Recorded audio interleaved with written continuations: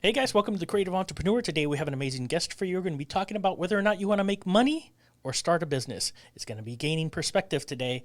You don't want to miss this episode, so stay tuned. Coming to you from San Antonio, Texas. Welcome to the Creative Entrepreneur, a podcast created to help entrepreneurs build their business. Branding, marketing, analytics, positioning, and lead generation, plus interviews with other business owners to learn from their successes and failures. Now, here is your host, Abel Garza.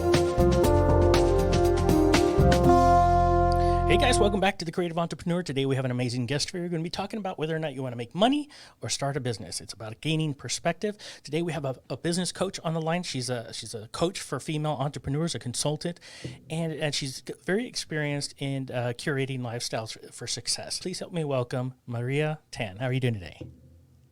Very, very good. It's an honor to be here, Abel. Thank you so much for having me. And I'm very excited to be sharing some inside information with your listeners. Awesome. I'm really glad to have you on the show today. And there's this question that's permeating my brain right now because there's a delineation between making money and starting your own business. And I really want to delve into that. But why don't you start by giving me a little bit of information as to who you are, what you do, and how you help your customers? I'm originally from the Philippines, but I have consulted and coached with professionals, with entrepreneurs, even diplomats from all over the world. Mm-hmm. And today I specifically focus on helping female entrepreneurs who self-identify as misfits or the misunderstood genius create an ecosystem around who they are and what they bring to the table. So it's pretty much helping them monetize their difference sustainably. Sounds interesting. So, I mean, you've worked with people all around the world. Yes. Clearly have an interesting portfolio of customers. So give me some insight as to what the difference is between making money and just starting a business. I mean, we all want to gain perspective and understand where we want to go with our business. Give me some insight into that. So for me, the biggest mistake a lot of people make in doing business is the short-sightedness of wanting to make money fast. So for me, when you go into a business, my definition of business, of entrepreneurship, is about creating a new world. Creating a difference or being part of an existing difference. Mm-hmm. So let's say it is not based on you just wanting to make money. Because if you come from that intention of making money versus starting a revolution, starting a change, being part of change, mm-hmm. you will always be focusing on shortchanging people, shortchanging your products, you try to be unethical with your practices because your only focus is being profit driven. Mm-hmm. And that is one part of it. Another part of it is you'll be so focused on being market driven or trend driven, meaning, let me start in Asia right now, the bubble tea.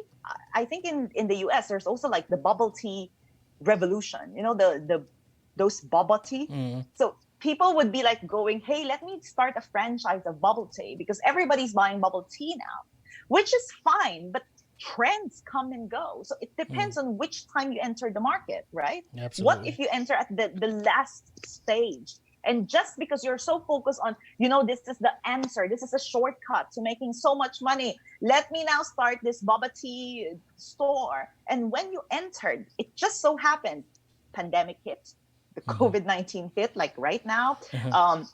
Maybe it's the end of that trend. And then you will be bogged down with so much debt because you went into that industry without really understanding what change you want to be a part of. Because the change can be as simple as, I just want to make people experience tea, or I want to make people enjoy tea in a different way. That can be as simple as that. But if you come from, hey, I want to make money, okay? I want to make money fast. You will make decisions that are really out of alignment with who you are, with what you're willing to take on as risk, as accountability and responsibility.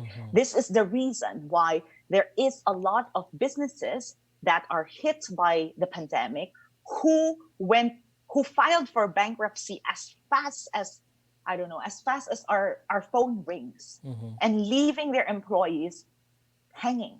Yeah. Just so fast without even thinking of it, because they're in that for money. Look at the companies that figured out some way to pivot or tweak or to adjust and adapt during this pandemic. These are the companies that are here to stay, regardless of how tumultuous the economic turns are, because they're here to be part of a difference or make a difference. Yeah. No, I totally agree with you. You know, people, they get into a situation where they lose sight of where they are looking at and just look at the short-term profits. And I think it coincides a lot, and I'm not knocking,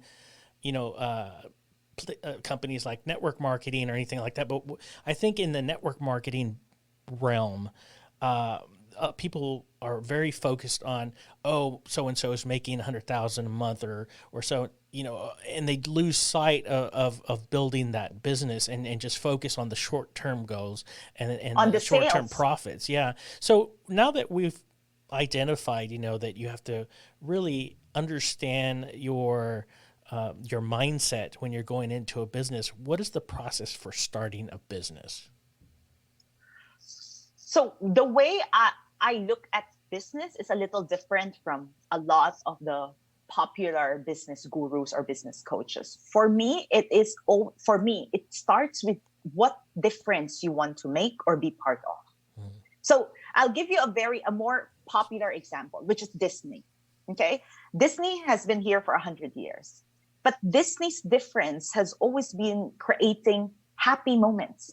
That's it. Their message has always been, I want to create happiness. I want to give you some kind of joy, maybe from the boring day or whatever, but it's just happiness. Yeah. I want to make you happy. It's as simple as I want to make you happy. From that now, because I'm very clear, Disney was clear. That's the vision. I want to make you happy. That's the message. Then now you start strategizing and you start with what's comfortable or what you want right now. And for them, they started with theme parks, they started with cartoon, whichever way they started does not matter. But if you look at how Disney rolls out products, how Disney expands in marketing and operations, it's all about making people happy. How can I make people happy? Maybe we should make better movies. How can we make people happier? Oh, maybe we need to up-level the Disney experience. How can we make people happy? Oh, maybe now it's time to have Disney Plus. So that is always the message, or the message that's in the back of people's mind when they make decisions in business. Yeah. Right? Absolutely. So it's the same with their I'm not sure how familiar you are with Disney, but Disney, the way they do business with their apparels and paraphernalia, they don't manufacture them themselves. Suppliers can actually bid. So let's say I'm a clothing factory, I can bid to have to produce Disney products, and I give them a commission or I give them royalty. It depends. Every country has a different way of setup. But again, they just focus on, okay, we can do this apparel line because this also brings happiness to people. We don't need to take on these operations. We can outsource it. But again, everything they do, if you really observe, is all about from that message of, I want to make you happy. In my case, because I specialize in helping misfits, because I've been a misfit all my life, and I've experienced ridicule, being ostracized, being bullied, because I'm a misfit, I really am very, very passionate in telling people, in sharing with people, in showing people that you can be different, that you can be the difference, that you can make a difference just by being different. And there is always a way to sustain that difference. I think people get scared with their idea when it's so different because they're so afraid of how it will be accepted by the market, by their society, by their culture. And I come from Asia. Yeah. right? Asia is an extremely conservative culture. So now it's changed. But when I was growing up, forget it. Yeah. You are asked to belong. You are asked to be part of the clan, the society, and you're asked to keep your head down. So for me, I didn't like that. I had my own opinions. I had my own different perspectives. So for me, everything I do comes from you can be different. You are special. You do not need to conform or fit in. You have a voice here.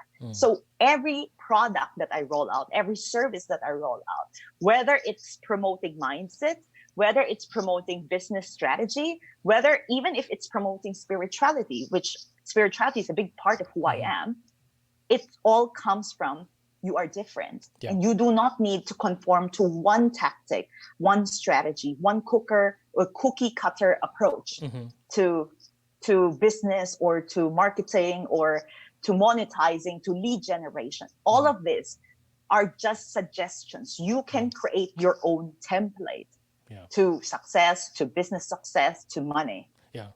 Yeah, well, differentiating yourself is a challenge in itself. And I always tell customers and people who come to me for advice, figure out who you are, what you're going to do, and how you're going to get there.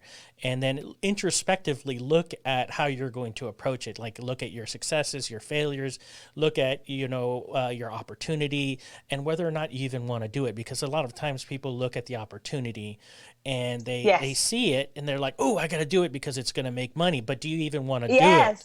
Do you want to do that certain job or that be in that type of business if you don't feel wholeheartedly? The opportunity is there, but can you pull it off? Do you have the knowledge to pull it off, or is the market ascending in that direction, and do you want to look at some market analysis before you get started? So there's a bunch of factors involved, obviously, but differentiating yourself is a primary key in understanding whether or not you're going to be successful or not.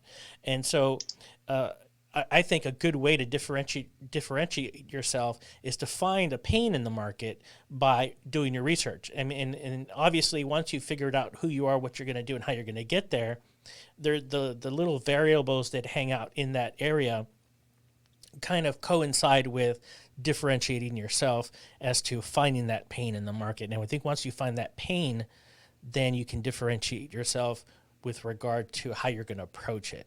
And so that's just my advice with regard to starting a business. Because there's so many variables, there's legalities, there's analysis, there's research, there's how much you're going to invest.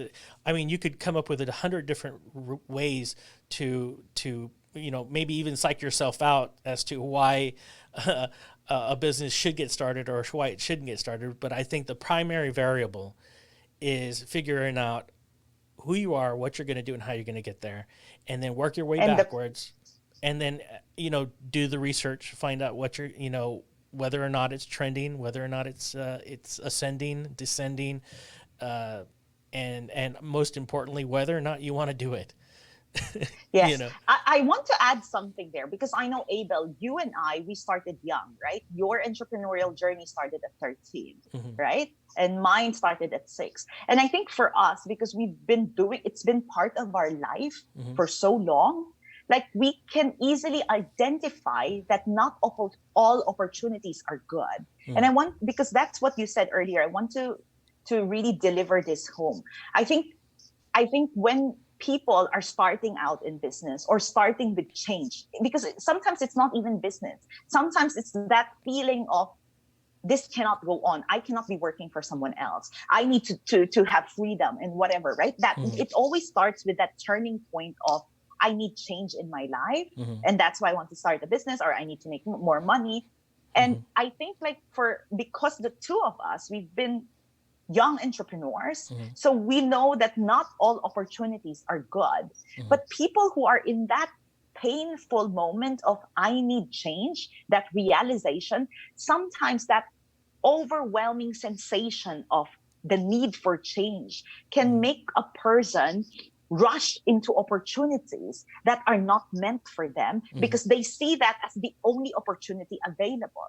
And they're not really seeing that that opportunity is just a possibility And there are other possibilities that can come, right? Because that's why people get stuck in this romanticization of entrepreneurship, or going into, like you said, like in network marketing, you get into, wow, this person just made 100,000. I also want that. And that's the only way, because that's the only thing you see. But if you just take a step back, like you said, to really understand who you are, what you bring to the table, what feels good for you, what feels aligned for you, opportunities are just talking here is an opportunity.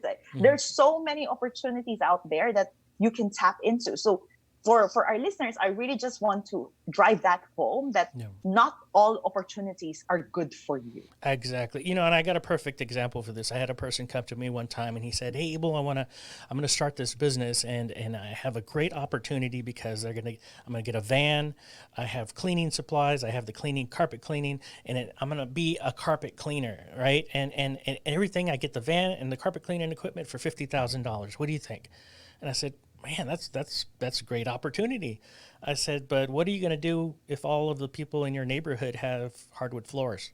What are you going to do?" Yes. He was like, "Oh, crap, I didn't think about that." Well, maybe you can do a sample analysis, figure out whether or not.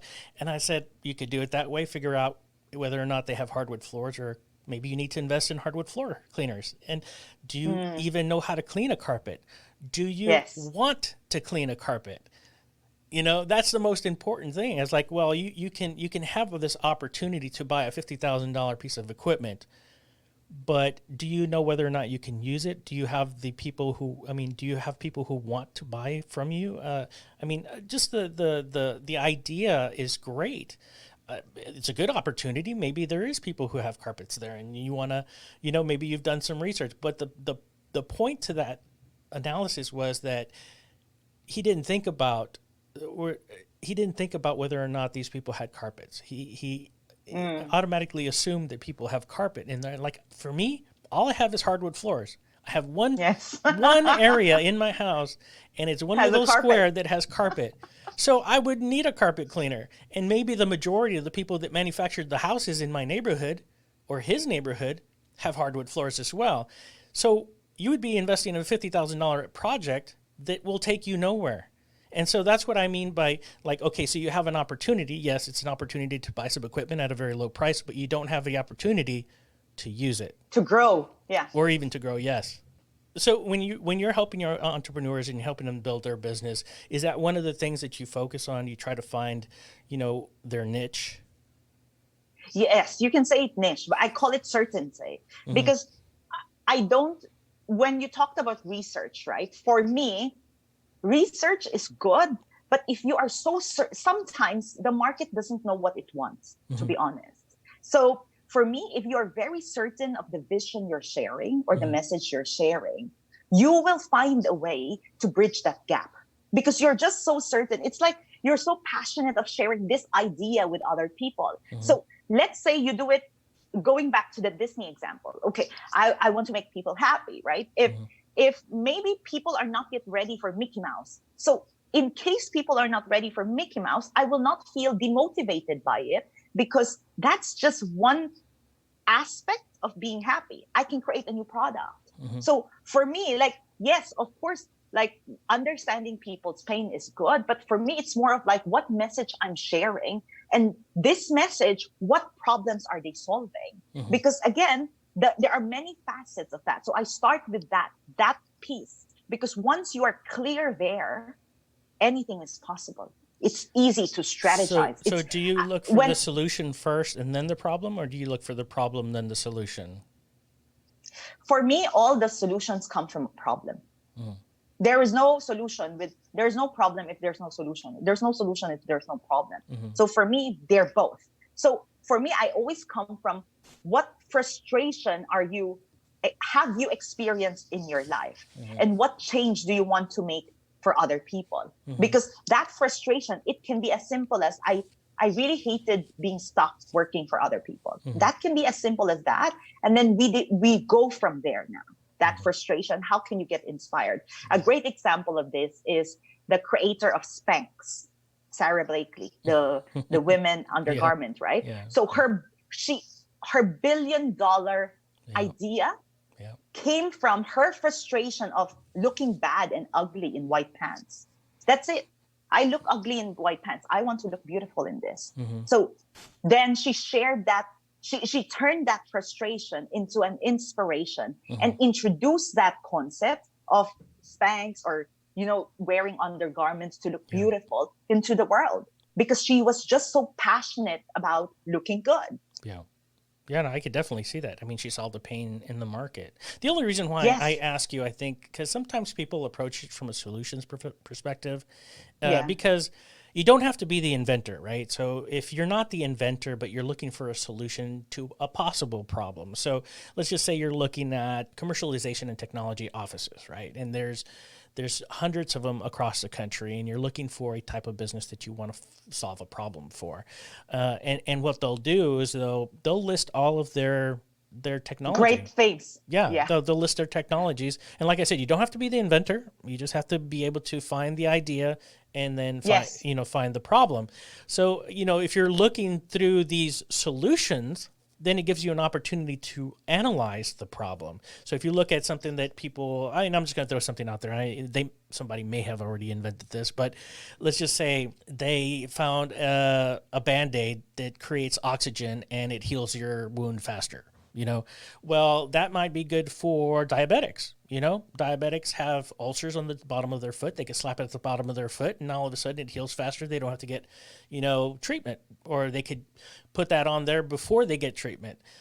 So, I mean, just an idea. So, like, let's just say the technology and commercialization office has that technology, and you're like, oh, you could use this for this. And so I guess the reason why I say that is because I wouldn't say that you solely should look for a problem, even though that is the first thing that I do. There's a lot of things out there that you can look for as a solution for a problem that may have not even come into perspective. Does that make sense? Yes. Yeah, because people don't know they have a problem until it's brought into their attention. So if you come from that solution orientedness, that's really great. But it's how you're going to present that solution to that person, right?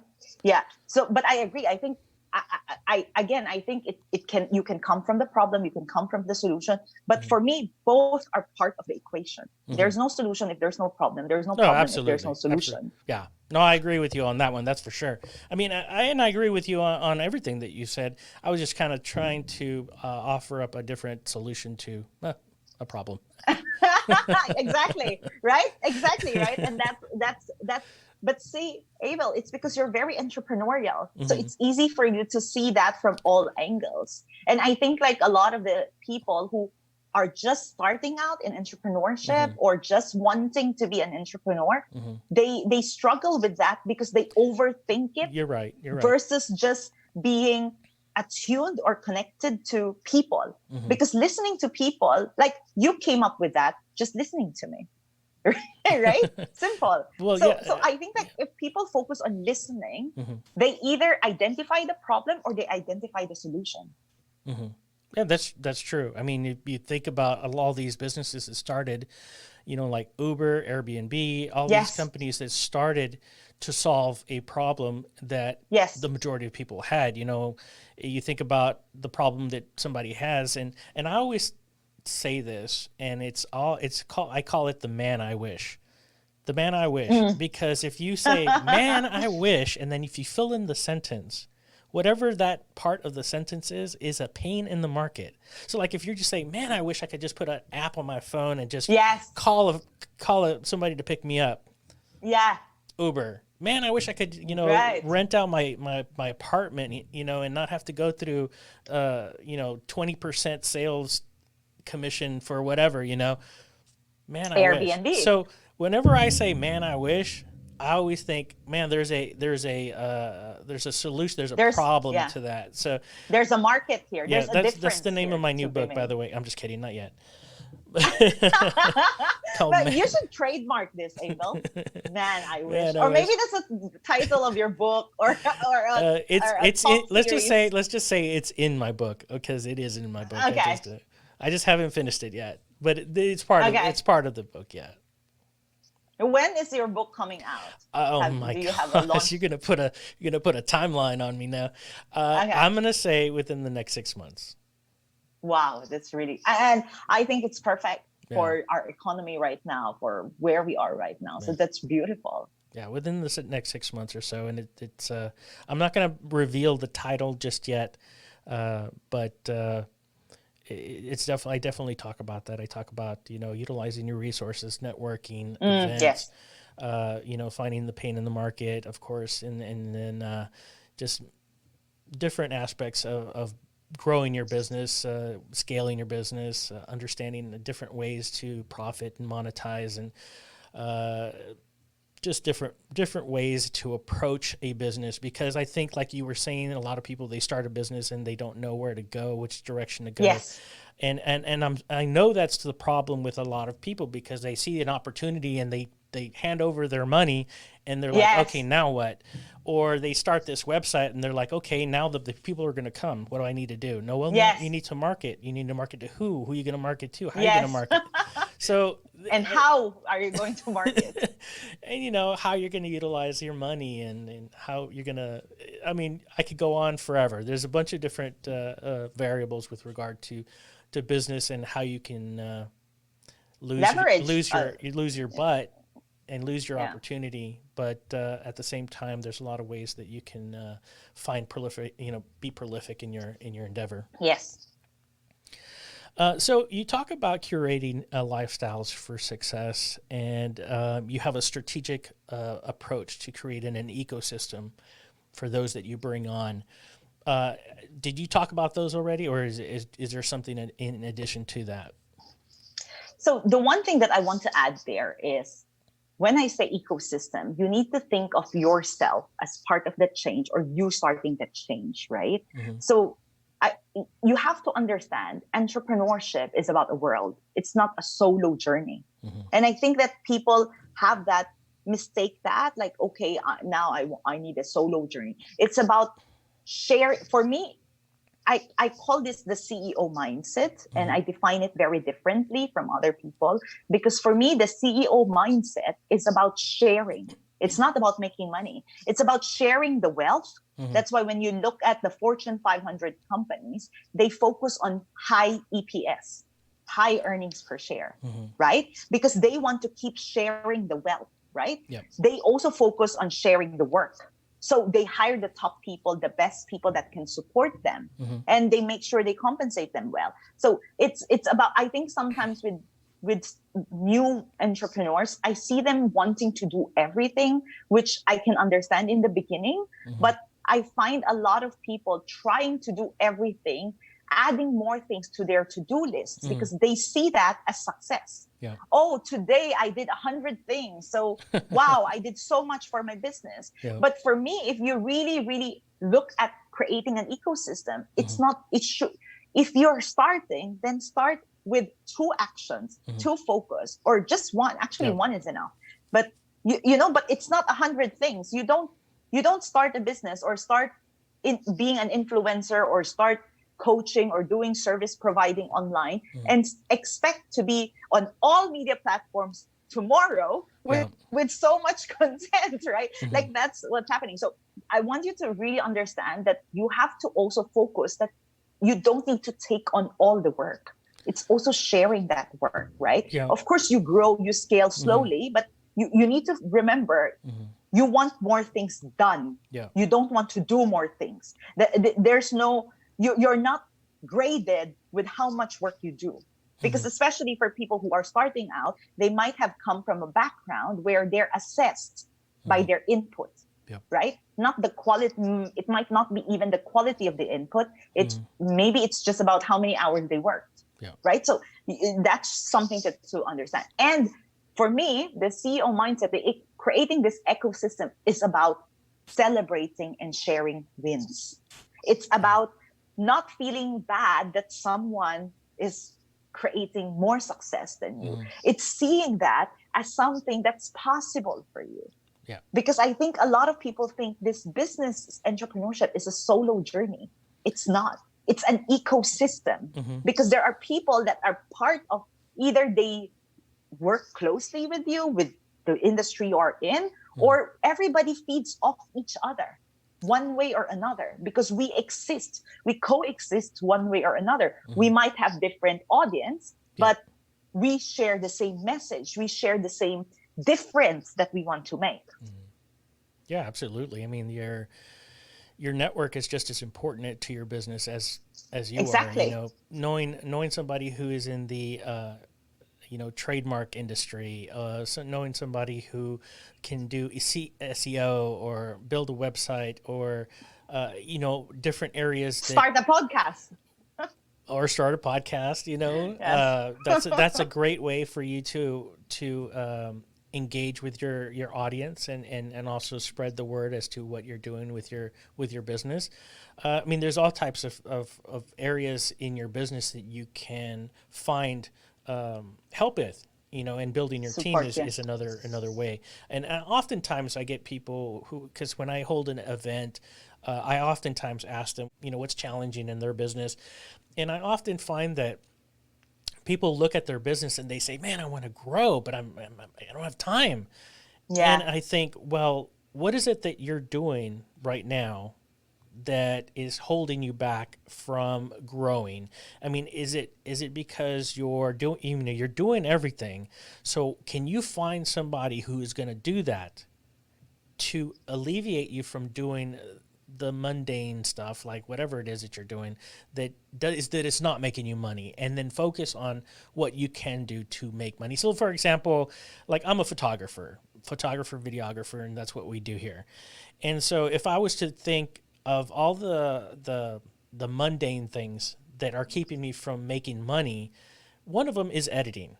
Of course, the editing process is what makes my photos different from others. But let's just say I was doing a typical headshot type of photography where I'm doing hundreds of photos on a regular basis. Well, I could probably outsource that to somebody else and still continue to build sales, and then the cost that I would be absorbing is negligible compared to what I would be making if I made those sales calls. Yes, I'm very big on teams. Like my core team, we are 5. Then I have my support team still, because for me, I'm very sensitive to energy and to how I feel. And every time I feel stressed, money doesn't flow. Like I'll have, bills are paid, client bills. There would be some funny things like the bank. There's a problem with the bank. There's a problem with the payment processor, whatever. So every time I feel stressed, really, there is a stop of money. So for me, I need to feel good all the time, and I don't feel good. One thing that I really outsource is the management of the team. I'm not a micromanager. Okay, I'm a person that's really focused on results. So I don't need to hear so many things from my team. I'm very easy with, okay, this is our point. This is what we're doing. I'm okay with 2 sentences. So, but some of the people in my team are creatives. And because you know how creatives are, right? We're not very good with organization, right?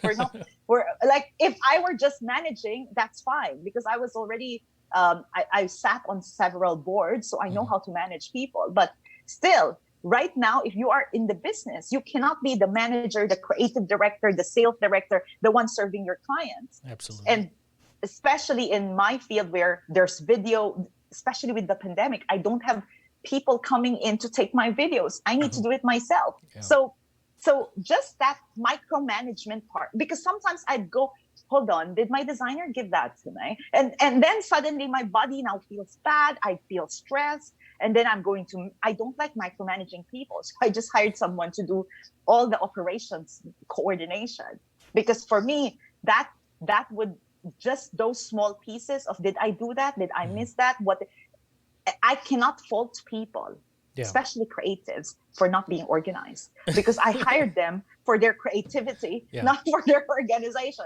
So for me, it's also like understanding where you're good at and what kind of support you need. Because I don't need, like, I hired a few coaches before, but because I'm so different, it really didn't work. And sometimes you find coaches that make you feel even less empowered, especially since the way I do things is different. They're very surprised that I'm very profitable, and they're very surprised I'm very profitable for a Filipino. There's a lot of those dynamic.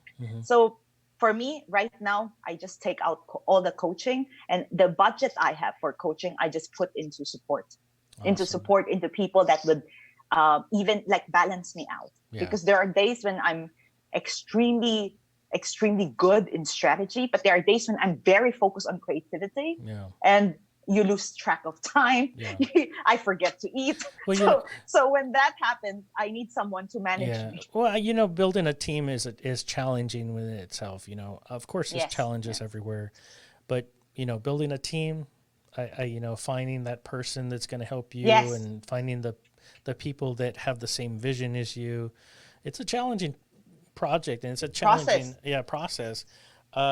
But I think once start building your team and you focus on that, then you start to grow, you're scaling, and then you're moving faster. Let's just say the wheels are turning a lot faster once that team starts to come together. So Abel, what is your principle in hiring people? Do you have Well, I have a team that I work with, but they're all freelancers, and the freelancers that I work with are other photographers, videographers. Okay. Now, I guess I could tell you that the creative entrepreneur is a secondary business for me, with the expectation of being profitable in a different way. Yeah, you can be profitable with a podcast, but that is not the sole purpose of this. Of course, we started the podcast because we wanted to help other entrepreneurs build their business and inform people as to how they can benefit from entrepreneurship. But also there's a secondary part of phase 2 with the creative entrepreneur, which provides and helps other businesses build their business through SEO, web design, marketing, pay-per-click, all the other components that help reinforce the business to grow and scale. So that is another area of the creative entrepreneur. But as far as team building, it's always been for me having the same vision, the same at least the same expertise with regard to how I want to do, how I want my business to run. So if I know that I'm going to hire a sales team, and I know that there's a certain criteria or a certain type of customer service that I want to provide to my customers, then I want to make sure that the sales team understands that is the direction of my vision. And I think that's pretty much the way any leader would dictate how they want their business to go. So, most leaders, they're the vanguard for the business, and so they kind of choose the direction of the business. So if you're hiring a sales team, marketing manager, accountant, anything like that, then I would say that they'd have to have the same vision for your goals as in the direction that you want to go. Yeah. So for me, the vision part is not so important. What's very important for me is the communication style, because for me, like sometimes the people might not have the vision yet, but it can build. But for me, communication style is so important because I work with different kinds of people. And on top of that, I am very different. So the one thing I like are people who know how to challenge me, who know how to say no, I don't agree. And who can be direct in expressing that disappointment, that disagreement, that new idea. So for me, that is really key. The way they communicate with me. Yeah. Sometimes I think some people go so much into justifying their work.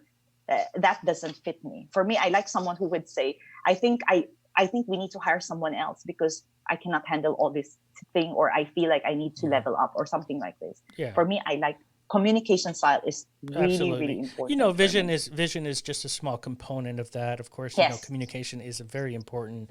Identifying the goals and understanding where you're going to go with your. Yeah, absolutely. I totally get I mean, because once you've communicated this with your folks or with your people, then you understand where your vision is and what your goals are, and then you piggyback on those short-term goals. Yes. So yeah, I totally get that. I mean, there's a myriad of criteria that you could use to select your team members and understand which is best. It's the same thing in sales. Like if you're making a sales pitch and it didn't work, well then you pivot and you switch your phraseology, tweak it a little bit. you Yes. tweak it I agree. to make that sale, readdressing certain things. So it's the same thing with team building. It's the same thing with your business. You're Yes. tweaking it to build your business, and it's the same way with everything else. So Yeah. we're And getting close to the end of the podcast, and I usually like to ask if there's any rules that you live by, some words of wisdom. So the first thing is there's really no need to rush if you know where you're going. That's why vision is so important for me.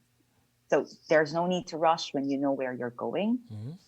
The second, it's business is 100% progress, 70% perfection.